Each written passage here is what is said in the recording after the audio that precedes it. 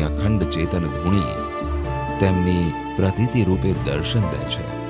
એવું અંતરની ભાવનાને જગાડવાથી અનુભવમાં આવશે. મહારાજ શ્રી બ્રહ્મલીન થયા તે સમાચાર ચોતરફ ફેલાયા. આસપાસના ગામોથી અને દૂર દૂરથી લોકો આવવા લાગ્યા. ચેતનની ધૂણી પાસે એક નાનકડું શિવાલય, તેના આંગણામાં મોદ પાથરી બેઠા હતા. મહારાજ શ્રીના ગુણગાન ગાતા હતા. ભજનની રમઝટ ચાલતી હતી. પાણીની વ્યવસ્થા માટે ત્યાં બેઠેલા ગામના પ્રજાપતિ ભાઈને કહેવામાં આવ્યો કે તમારા ઘરેથી એક માટલું લઈ આવો. પ્રજાપતિ ભાઈ સ્વભાવે લોભી હતા, તેથી તે કહે કે મારે ત્યાં એક પણ માટલું અત્યારે નથી.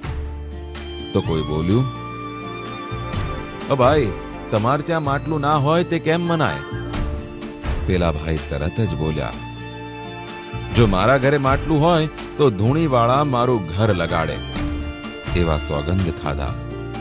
થોડી વારમાં ગામ તરફથી એક માણસ દોડતો આવ્યો અને સમાચાર આપ્યા કે પ્રજાપતિના ઘરમાં આગ લાગી છે અને બધું સાફ થઈ ગયું છે.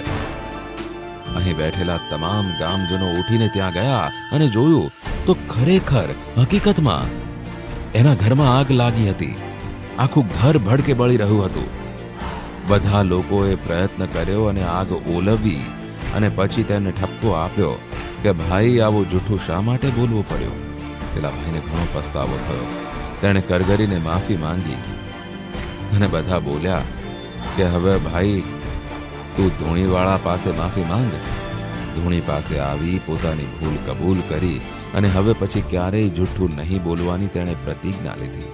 હાજર હતા તેમાંથી બધાએ દયા બતાવી અને પ્રજાપતિ ભાઈને નવું ઘર બાંધવામાં મદદ કરી.